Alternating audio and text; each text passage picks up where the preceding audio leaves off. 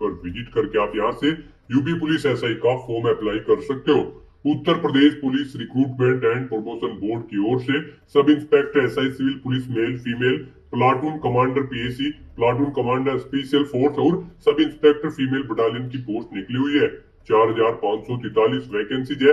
इसमें आप देख सकते हो सब inspector SI civil police male female के लिए 4242 वैकेंसीज है। प्लाटून कमांडर पीएसी के लिए 135 है और स्पेशल फोर्स प्लाटून कमांडर के लिए 60 पद है। सब इंस्पेक्टर फीमेल बटालियन के लिए 106 पद खाली है। लास्ट डेट ऑनलाइन आवेदन करने की 11 सितंबर 2025 है। 9300 से 14800 सैलरी है। ग्रेजुएट डिग्री बैचलर से आप अप्लाई कर सकते हो। 21 से 28 वर्ष आयु सीमा है। फीस यूआर ईडब्ल्यूएस ओबीसी के लिए 500 है, SC/ST के लिए 400 है, जो कि आप online debit card, credit card, net banking या यूपीआई से पेमेंट कर सकते हो। सिलेक्शन होगा written exam, physical efficiency test, document verification और फिजिकल मेजरमेंट टेस्ट के आधार पर। यहाँ पर आपको मेल और फीमेल के लिए हाइट, चेस्ट, रनिंग की कंप्लीट इंफॉर्मेशन दे दी गई है, जो कि आप वीडियो को पॉज करके यहाँ से चेकआउट कर सकते हो। अप्लाई आप ऑनलाइन कर सकते हो। UP Uttar Pradesh job location है UPPRPB.in, ये इसकी ऑफिशियल वेबसाइट है जिससे आप फॉर्म फिल कर सकते हो। इंपोर्टेंट लिंक सेक्शन के अंतर्गत ऑफिशियल नोटिफिकेशन पीडीएफ लिंक पर क्लिक करके आप इसके पीडीएफ डाउनलोड कर सकते हो, जिसमें आपको कैटेगरी वाइज वैकेंसीज की अलग अलग पोस्ट के लिए कंप्लीट इंफॉर्मेशन दे दी गई है। उसके बाद में यहाँ पर आपको आवेदन शुल्क जमा करने की, किस कैटेगरी को किस प्रकार से कितना आवेदन शुल्क जमा करना होगा, इसकी इंफॉर्मेशन दी गई है। उसके बाद में eligibility criteria, qualification, age limit, age relaxation की जानकारी भी आपको यहाँ पर अलग अलग पोस्ट के लिए मिल जाएगी। उसके बाद में यहाँ पर स्क्रॉल डाउन करोगे तो रिटन एग्जामिनेशन का पैटर्न आपको दिया गया है। फिजिकल क्राइटेरिया की आपको डिटेल मिल जाएगी, कितनी यहाँ पर आपकी हाइट रहेगी, चेस्ट कितनी रहेगी और रनिंग आपको कितनी करनी होगी। हिंदी में पूरी जानकारी आपको फिजिकल क्राइटेरिया से रिलेटेड भी इसी पीडीएफ में मिल जाएगी। ऑनलाइन आवेदन करते समय आपको अपना वन टाइम रजिस्ट्रेशन किस प्रकार से कंप्लीट करना होगा, कैसे आपको अपने डॉक्यूमेंट सिग्नेचर कितने केबी में अपलोड करने होंगे, लाइव फोटो आपको किस प्रकार से अपना कैप्चर करना होगा, पूरी जानकारी आपको स्टेप बाय स्टेप इस पीडीएफ में मिल जाएगी। तो अप्लाई ऑनलाइन करने से पहले आप ये यहाँ से सिलेबस भी रीड आउट कर सकते हो। पूरा लिखित एग्जाम का यहाँ पर सिलेबस पैटर्न के साथ में आपको सब्जेक्ट वाइज दे दिया गया इस पीडीएफ के एंड में। तो आवेदन करने से पहले आपके नोटिफिकेशन की पीडीएफ पूरा पढ़ना अनिवार्य है। इसको पूरा पढ़ने से ही आपके सभी सवाल और डाउट क्लियर होंगे। ये पीडीएफ रीड आउट करने के बाद में आपको अप्लाई ऑनलाइन लिंक पर क्लिक करना होगा, तो आपके सामने ऑनलाइन आवेदन करने का ये ऑफिशियल पोर्टल ओपन हो जाएगा। यहाँ पर पोर्टल ओपन होते ही आपको कुछ इंस्ट्रक्शन प्रोवाइड कराए गए हैं। आपको यहाँ पर इन्हें केयरफुली रीड कर लेना है।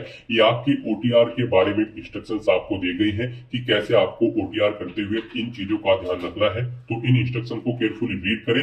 उसके बाद यहाँ पर आप ओके के ऑप्शन पर क्लिक करें और गाइड फिर आपके सामने यहाँ पर कुछ इस तरह से इंटरफेस होगा। यहाँ पर गाइड अगर आपने पहले से अपना वन टाइम रजिस्ट्रेशन कंप्लीट कर रखा है, अब यहाँ पर यूपी पुलिस की भर्ती में अप्लाई करने के लिए वन टाइम रजिस्ट्रेशन रिक्वायर्ड कर दिया है। यहाँ पर आपको यूपी पुलिस की किसी भी भर्ती पर अप्लाई करने के लिए अपना वन टाइम रजिस्ट्रेशन करना होगा। उसके बाद आपको फॉर्म अप्लाई करना है। यहाँ पर अगर आपने पहले से अपना वन टाइम रजिस्ट्रेशन कंप्लीट कर रखा है तो यहाँ पर आपको लॉगिन के सेक्शन में आना है और यहाँ पर आप login with account, login with Aadhaar ID या फिर लॉगिन विद डिजी लॉकर, इन ऑप्शन में से किसी भी ऑप्शन का यूज करते हुए लॉगिन करके अपने फॉर्म अप्लाई कर सकते हो। और गाइस अगर आप यहाँ पर 2025 से किसी भी भर्ती के लिए फर्स्ट टाइम अप्लाई करने जा रहे हो यूपी पुलिस की, तो यहाँ पर आपको अपना वन टाइम रजिस्ट्रेशन करना है। उसके लिए यहाँ पर आपको create your one time registration OTR account का ये अलग से सेक्शन दिया गया है। यहाँ पर आने के बाद गाइस आपको रजिस्टर हियर की स्टेप पर क्लिक करके अपना ओटीआर करना है। तो यहाँ पर जैसे ही आप रजिस्टर हियर की स्टेप पर क्लिक करेंगे आपके सामने कुछ इस तरह से इंटरफेस ओपन होगा। अब यहाँ पर आपको अपनी बेसिक डिटेल्स प्रोवाइड करते हुए अपना ओटीआर कंप्लीट कर लेना है। यहाँ पर पहले आपको अपनी कॉन्टैक्ट डिटेल देनी है, फिर आपको अपना वेरिफिकेशन करना है, उसके बाद आपको अपनी पर्सनल इंफॉर्मेशन देनी है और अपना पासवर्ड क्रिएट करते हुए यहाँ पर आपको अपना ओटीआर कंप्लीट कर लेना है। यहाँ पर सबसे पहले आपको अपना ईमेल एड्रेस एंटर करना है, अपना मोबाइल नंबर यहाँ पर आपको एंटर करना है और फिर आपको जनरेट ईमेल ओटीपी और जनरेट मोबाइल ओटीपी के इन ऑप्शन पर क्लिक कर देना है। उसके बाद आपकी रजिस्टर्ड ईमेल आईडी और मोबाइल नंबर पर ओटीपी आएंगे, वो ओटीपी आपको यहाँ पर एंटर करने हैं और फिर गाइस आपको यहाँ पर वेरीफाई एंड प्रोसीड के इस ऑप्शन पर क्लिक कर देना है। इस तरह से यहाँ पर आपका मोबाइल नंबर और ईमेल आईडी सक्सेसफुली वेरीफाई हो जाएगी। फिर यहाँ पर आपको अपना वेरिफिकेशन कंप्लीट करना है। सबसे पहले यहाँ पर आपको चेकबॉक्स को ओके करना है कि यहाँ पर आपने अपनी 18 साल आयु कंप्लीट कर ली है। फिर यहाँ पर आपको अपनी सहमति प्रदान करनी है अपनी वेरिफिकेशन के लिए। उसके लिए आपको ये डिटेल हिंदी और इंग्लिश में प्रोवाइड कराई गई है। आप किसी भी लैंग्वेज में रीड करने के बाद यहाँ पर इस चेकबॉक्स को ओके करें। सुनना चाहते हैं तो इस ऑप्शन पर क्लिक करके आप इस डिटेल को सुन भी सकते हैं और फिर आप अपनी सहमति यहाँ पर प्रोवाइड करा सकते हैं। उसके बाद यहाँ पर आपको अपना वेरिफिकेशन करना है। यहाँ पर आप अपना वेरिफिकेशन दो तरह से कर सकते हो।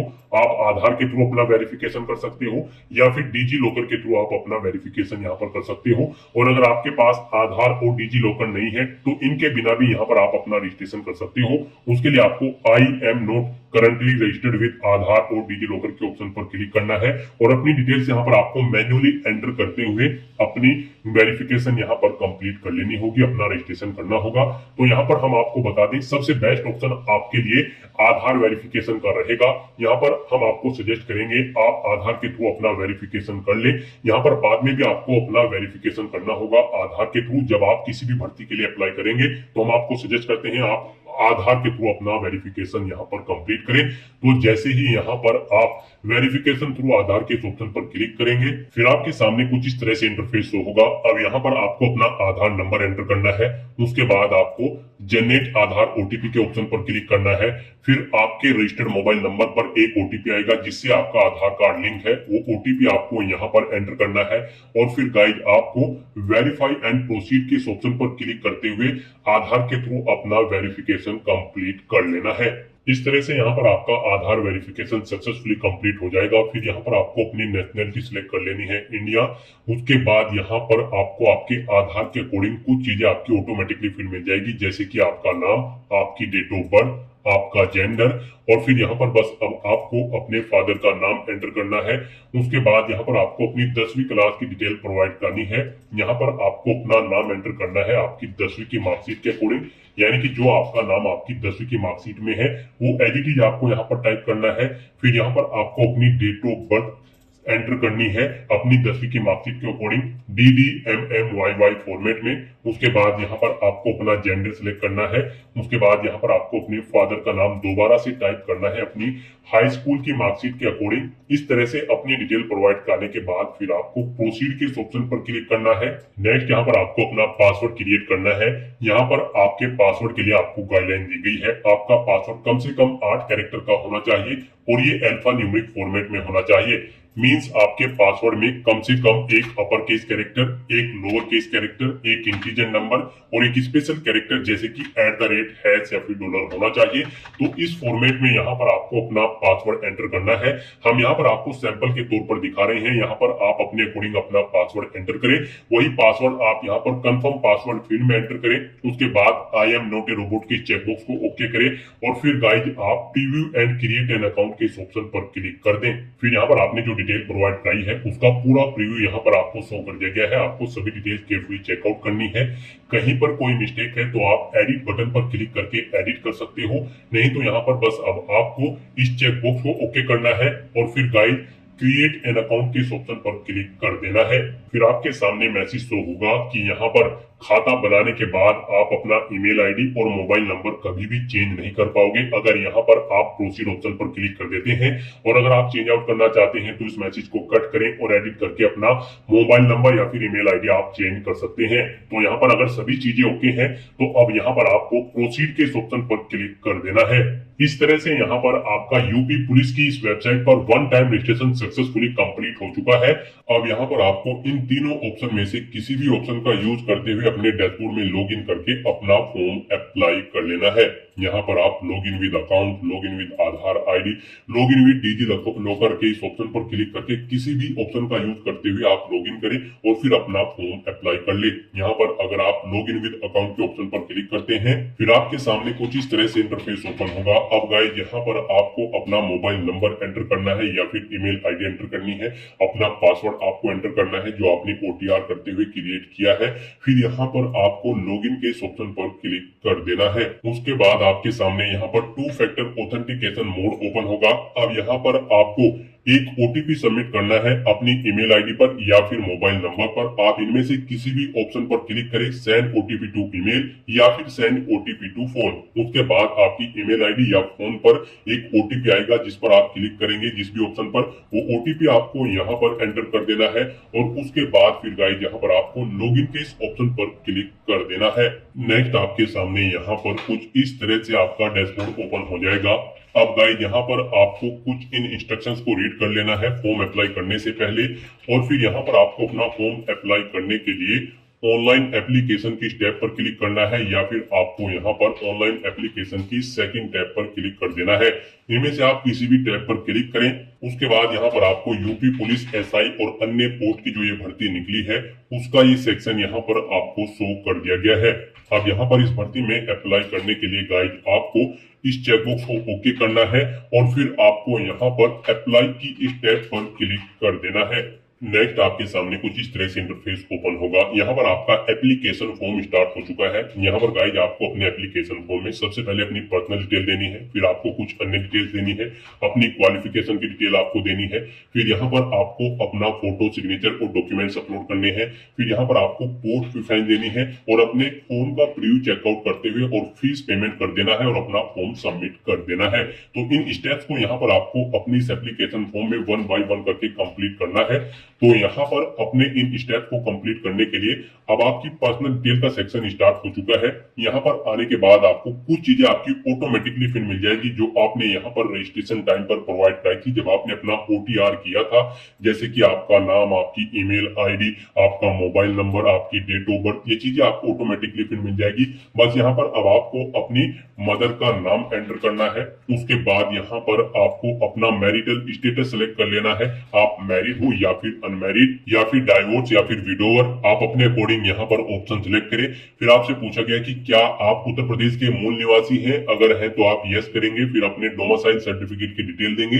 डोमिसाइल सर्टिफिकेट इशूइंग डिस्ट्रिक्ट आपको सिलेक्ट करना है, यानी कि किस डिस्ट्रिक्ट से आपके पास डोमिसाइल सर्टिफिकेट है वो डिस्ट्रिक्ट यहाँ पर आप सिलेक्ट करें। फिर किस अथॉरिटी ने आपको इशू किया है वो यहाँ पर आप सिलेक्ट करें, ADM, city magistrate, DM, SDM या फिर तहसीलदार। आप अपने अकॉर्डिंग ऑप्शन सिलेक्ट करें। किस डेट को इशू हुआ है वो डेट आप सिलेक्ट करें। अपने डोमिसाइल सर्टिफिकेट का एप्लीकेशन नंबर एंटर करें, उसका सीरियल नंबर यहाँ पर आप एंटर करें। और अगर आप यूपी के निवासी नहीं है तो आप सिंपली यहाँ पर नो ऑप्शन सिलेक्ट करेंगे। फिर यहाँ पर आप उत्तर प्रदेश के मूल निवासी नहीं है तो आपको अनारक्षित श्रेणी में माना जाएगा, यानी कि जनरल कैटेगरी में आपको काउंट किया जाएगा। चाहे आप एससी है, एसटी है या फिर ओबीसी है तो आपको जनरल कैटेगरी में यहाँ पर काउंट किया जाएगा अगर आप उत्तर प्रदेश के निवासी नहीं हो। फिर यहाँ पर आपको कुछ भी डिटेल प्रोवाइड नहीं करानी होगी। यूपी से हैं तो आपको अपनी डोमिसाइल सर्टिफिकेट की डिटेल यहाँ पर देनी होगी। फिर यहाँ पर आपको अपनी कैटेगरी सिलेक्ट करनी है, आप किस कैटेगरी से बिलोंग करते हैं, जनरल, एससी, एसटी, ओबीसी या फिर ईडब्ल्यूएस। आप अपने अकॉर्डिंग ऑप्शन सिलेक्ट करें।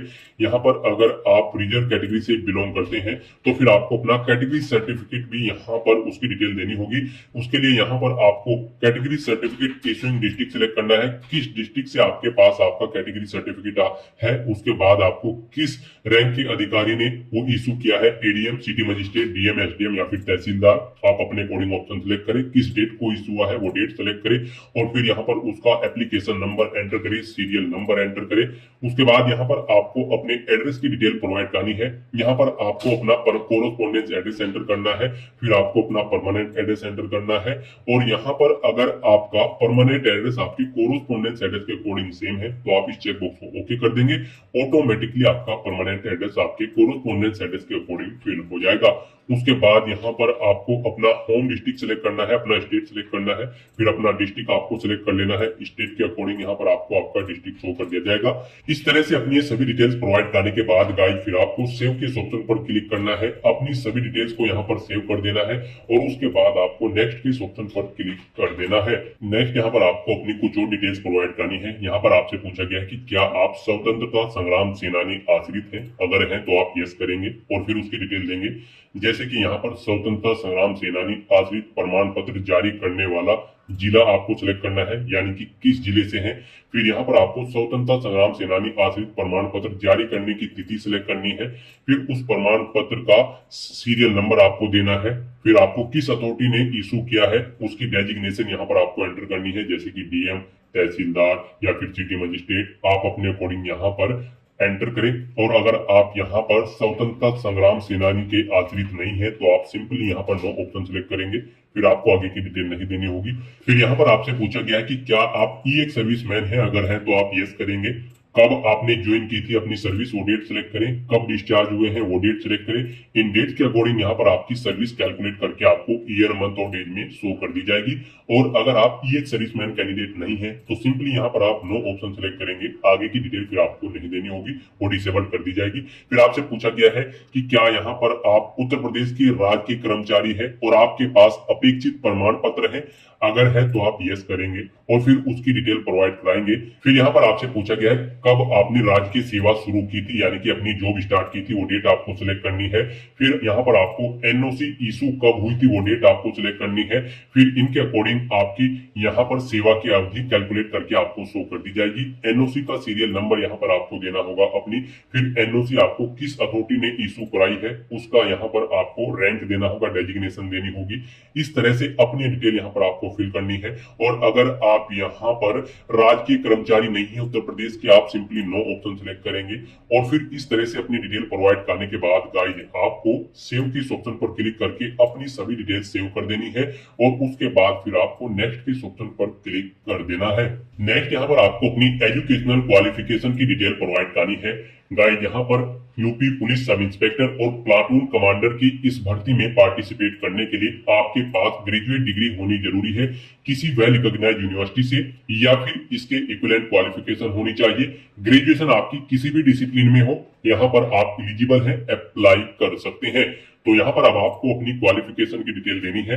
सबसे पहले यहाँ पर आपको अपनी 10वीं क्लास की डिटेल प्रोवाइड करनी होगी जो कि मैंडेटरी है। फिर आपको अपनी 12वीं क्लास की डिटेल प्रोवाइड करनी है, वो भी मैंडेटरी है। और उसके बाद आपको अपनी डिग्री की डिटेल यहाँ पर प्रोवाइड करनी है, ग्रेजुएट डिग्री की या फिर इसके इक्विवेलेंट अगर आपके पास कोई क्वालिफिकेशन है तो उसकी डिटेल आपको देनी होगी। तो यहाँ पर 10वीं क्लास की डिटेल प्रोवाइड करने के लिए सबसे पहले आपको बोर्ड का नाम सिलेक्ट करना है जिस बोर्ड से आपने अपनी 10वीं क्लास पास आउट की है। फिर यहाँ पर आपको पासिंग डे, मंथ और ईयर सिलेक्ट कर लेना है जब आपने अपनी 10वीं क्लास पास आउट की थी। आपको अपनी 10वीं क्लास का रोल नंबर यहाँ पर एंटर करना है।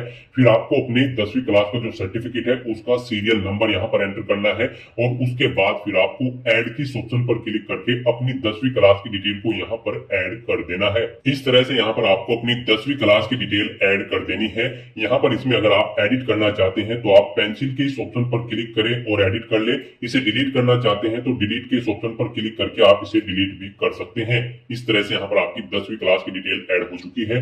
अब यहाँ पर आपको अपनी 12वीं क्लास की डिटेल ऐड करनी है। उसके लिए यहाँ पर आपको 12th स्टैंडर्ड और इक्विवेलेंट आपको इस टैब पर क्लिक करना है और यहाँ पर अब आपको अपनी 12वीं क्लास की डिटेल को ऐड कर देना है। इसे भी आपको सेम ऐसे ही ऐड करना है जैसे आपने 10वीं क्लास की डिटेल ऐड की है। यहाँ पर भी आपको सबसे पहले बोर्ड का नाम सिलेक्ट करना है जिस बोर्ड से आपने अपनी 12वीं क्लास पास आउट की है। फिर आपने उसे किस डे, मंथ और ईयर को पास आउट किया है वो डेट आपको सिलेक्ट कर लेनी है। उसके बाद यहाँ पर आपको अपनी 12वीं क्लास का रोल नंबर एंटर करना है, उसके सर्टिफिकेट का सीरियल नंबर एंटर करना है और ऐड के इस ऑप्शन पर क्लिक करके आपको अपनी 12वीं क्लास की डिटेल भी ऐड कर देनी है। इस तरह से यहाँ पर आपकी 10वीं क्लास की और 12वीं क्लास की डिटेल सक्सेसफुली ऐड हो जाएगी। इन्हें आप एडिट करना चाहते हैं तो एडिट कर ले, डिलीट करना चाहते हैं तो डिलीट कर ले। और अब यहाँ पर गाइस आपको अपनी बैचलर डिग्री यानी ग्रेजुएशन की डिटेल प्रोवाइड करनी है। उसके लिए यहाँ पर आपको बैचलर डिग्री और इक्विवेलेंट की टैब पर क्लिक करना है और यहाँ पर आपको अपनी ग्रेजुएशन की डिटेल भी सेम ऐसे ही प्रोवाइड कर देनी है। यहाँ पर आपको सबसे पहले यूनिवर्सिटी या फिर बोर्ड का नाम सिलेक्ट करना है जिससे आपने अपनी ग्रेजुएशन कंप्लीट की है। उसके बाद किस डे, मंथ और ईयर को आपने कंप्लीट की है वो डेट आपको सिलेक्ट कर लेनी है। अपनी ग्रेजुएशन का रोल नंबर यहाँ पर आपको एंटर करना है, सीरियल नंबर आपको सर्टिफिकेट का एंटर करना है और उसके बाद आपको ऐड की ऑप्शन पर क्लिक कर देना है। इस तरह से यहाँ पर आपकी 10वीं, 12वीं और ग्रेजुएशन की डिटेल ऐड हो जाएगी। इस तरह से अपनी क्वालिफिकेशन की सभी डिटेल्स ऐड करने के बाद फिर आपको यहाँ पर नेक्स्ट के इस ऑप्शन पर क्लिक कर देना है। नेक्स्ट यहाँ पर आपको अपने डॉक्यूमेंट अपलोड करने हैं और अपना लाइव फोटो कैप्चर करना है और सिग्नेचर अपलोड करने हैं। यहाँ पर आपको अपना डोमिसाइल सर्टिफिकेट अपलोड करना है, 10वीं क्लास का सर्टिफिकेट और मार्कशीट, 12वीं क्लास का सर्टिफिकेट मार्कशीट और बैचलर डिग्री का सर्टिफिकेट और मार्कशीट यहाँ पर आपको अपलोड करनी है। और अगर आप रिजर्व कैटेगरी से बिलोंग करते हैं तो फिर आपको अपना कास्ट सर्टिफिकेट भी यहाँ पर अपलोड करना होगा। अपने इन डॉक्यूमेंट्स को अपलोड करने के लिए गाइज आपको यहाँ पर अपलोड के इन ऑप्शन पर क्लिक करना है। आप जिस भी डॉक्यूमेंट को अपलोड करेंगे उसके सामने यहाँ पर आपको ये एरो का चिन्ह दिया गया है, आपको अपलोड के इस चिन्ह पर क्लिक करना है। उसके बाद यहाँ पर आपके सामने कुछ इस तरह से इंटरफेस शो होगा।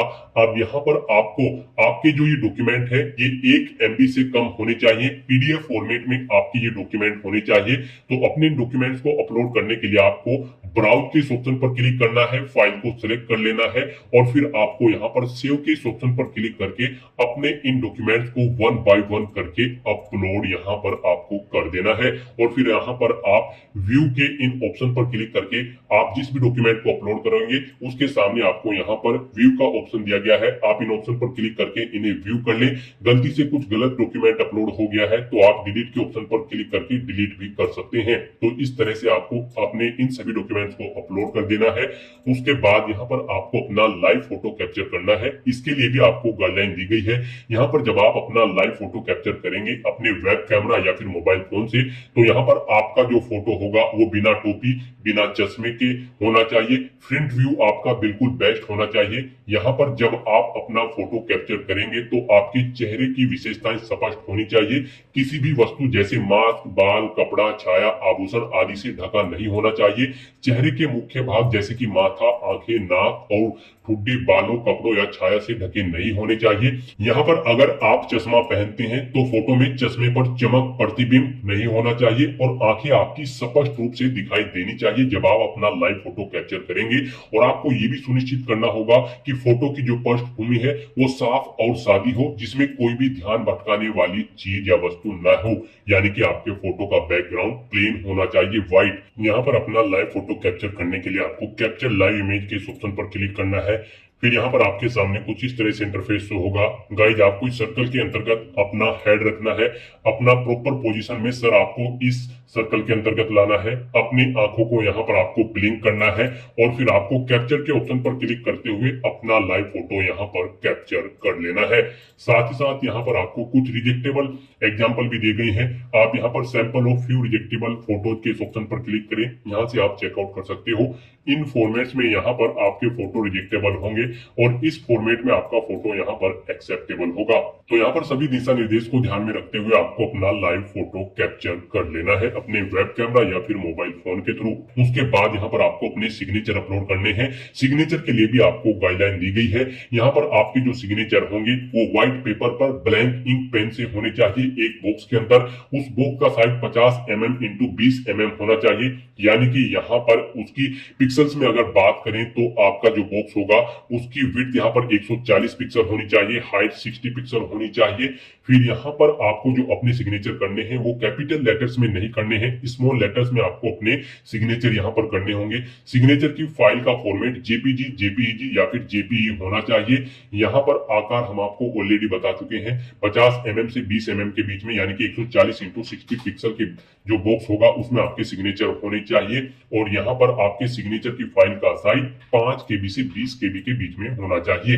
हस्ताक्षर केवल आवेदक के ही होने चाहिए, किसी और के नहीं होने चाहिए। अगर आपके हस्ताक्षर यहाँ पर वेरीफाई नहीं होंगे तो फिर आपका एप्लीकेशन फॉर्म रिजेक्ट हो सकता है। गाइस यहाँ पर इन गाइडलाइंस को ध्यान में रखते हुए अपने इन सभी डॉक्यूमेंट्स को आपको अपलोड कर देना है। और यहाँ पर जब आप अपने डॉक्यूमेंट अपलोड कर रहे हैं, इनका साइज कम या ज्यादा है तो आप इन्हें दी गई गाइडलाइंस के अकॉर्डिंग सेट कर सकते हैं। उसके लिए आपको सिंपली कुछ नहीं करना है, ये कोई रॉकेट साइंस नहीं है। यहाँ पर आपको अपने इंटरनेट ब्राउजर पर जाना है, वहां पर गूगल में जाकर आपको इमेज रिसाइजर टाइप करना है। मल्टीपल ऑनलाइन वेबसाइट ओपन होंगी, किसी भी वेबसाइट को ओपन करें, वहां पर आप जिस डॉक्यूमेंट का साइज दी गई रिक्वायरमेंट के अकॉर्डिंग आप सेट करना चाहते हैं उसे आप अपलोड करें और दी गई रिक्वायरमेंट के अकॉर्डिंग उसका साइज सेट करके उसे डाउनलोड करके यहाँ पर आप अपलोड कर दें। इस तरह से यहाँ पर आपको अपने डॉक्यूमेंट अपलोड करने के बाद, लाइव फोटो कैप्चर करने के बाद और सिग्नेचर अपलोड करने के बाद सेव के इस ऑप्शन पर क्लिक करना है और अपने इन सभी डॉक्यूमेंट्स को आपको सेव कर देना है। और उसके बाद फिर यहाँ पर आपको नेक्स्ट के इस ऑप्शन पर क्लिक कर देना है। नेक्स्ट यहाँ पर आपको अपनी पोस्ट प्रेफरेंस देनी है। यहाँ पर आप जिस पोस्ट को फर्स्ट नंबर पर प्रेफरेंस देना चाहते हैं उसके सामने के प्लस के ऑप्शन पर आप फर्स्ट नंबर पर क्लिक करेंगे, वो यहाँ पर फर्स्ट नंबर पर ऐड हो जाएगी। और जिसे आप सेकंड, थर्ड जिस भी नंबर पर रखना चाहते हैं उसके सामने प्लस के निशान पर आपको उसी नंबर पर क्लिक करना है। इस तरह से यहाँ पर आप अपनी पोस्ट प्रेफरेंस प्रोवाइड कर सकते हो। फिर आपको इस पेज को नीचे स्क्रॉल डाउन करना है, इस चेकबॉक्स को ओके करना है। यहाँ पर आपसे पूछा गया कि आपने जिन पदों के लिए आवेदन करने में रुचि रखी है उसके लिए आपने अपनी पोस्ट प्रेफरेंस की जांच कर ली है। उसके बाद आपसे पूछा गया कि क्या आपके पास कंप्यूटर में ओ लेवल का प्रमाण पत्र है, अगर है तो आप यस करेंगे और फिर यहाँ पर आप अपना ओ लेवल का प्रमाण पत्र अपलोड करेंगे। आपको यहाँ पर ब्राउज के इस ऑप्शन पर क्लिक करना है, फाइल को सिलेक्ट कर लेना है और अपना ओ लेवल का कंप्यूटर सर्टिफिकेट यहाँ पर आपको अपलोड कर देना है।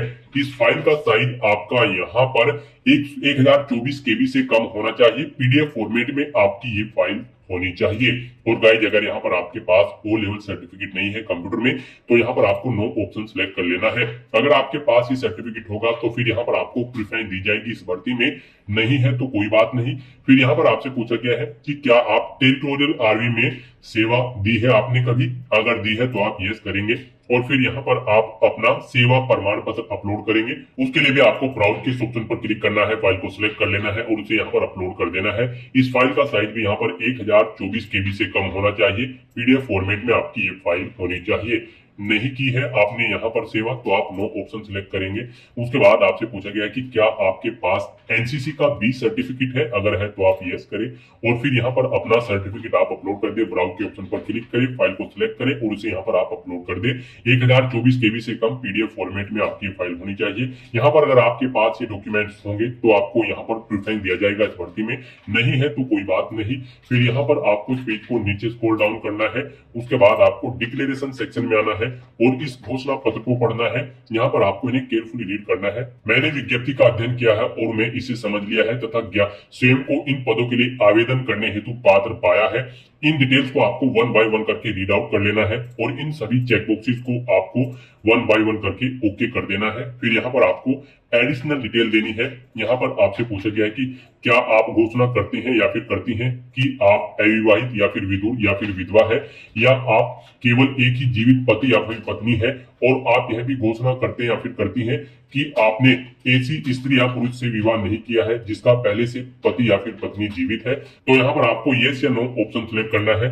आप इन डिटेल्स को केयरफुली रीड करें और अपने अकॉर्डिंग यस या नो में यहाँ पर आप ऑप्शन प्रोवाइड करा दें। फिर यहाँ पर आपसे पूछा गया कि क्या आपको कभी किसी स्थापित न्यायालय के द्वारा कभी भी दोषी नहीं ठहराया गया है, तो यहाँ पर आप यस या नो अपने अकॉर्डिंग ऑप्शन सिलेक्ट करें। आप घोषणा करते हैं या फिर करती हैं कि आपने कभी भी राजकीय सेवा से आपको बर्खास्त नहीं किया गया है, यहाँ पर आप यस या नो अपने अकॉर्डिंग ऑप्शन सिलेक्ट करें। तो इन डिटेल्स को आपको केयरफुली रीड करना है, यस या नो में अपना आंसर प्रोवाइड करना है। पेज को नीचे स्क्रॉल डाउन करना है, यहाँ पर आपको अपना पैलेस एंटर करना है और फिर गाइड आपको यहाँ पर प्रीव्यू एप्लीकेशन के इस ऑप्शन पर क्लिक कर देना है।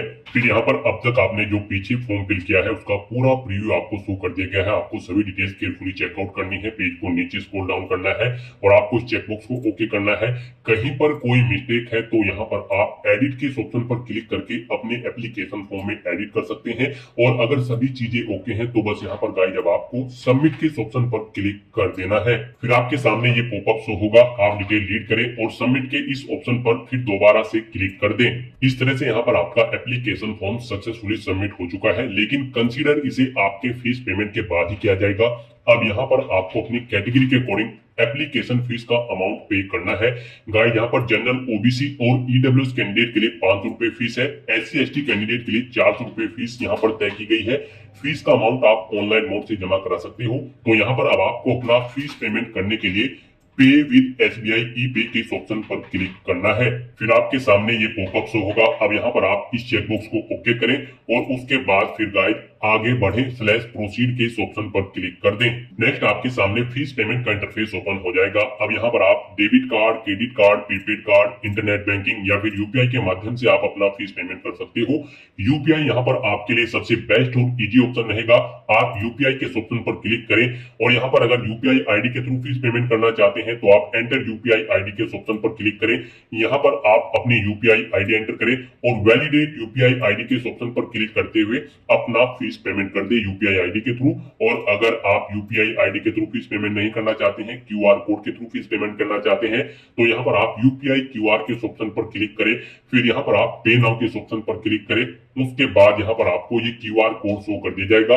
आप इसे अपने यूपीआई से स्कैन करें और अपना फीस पेमेंट कर दें। सक्सेसफुली फीस पेमेंट करने के बाद यहाँ पर आपके एप्लीकेशन फॉर्म की सभी टास्क कंप्लीट हो जाएगी।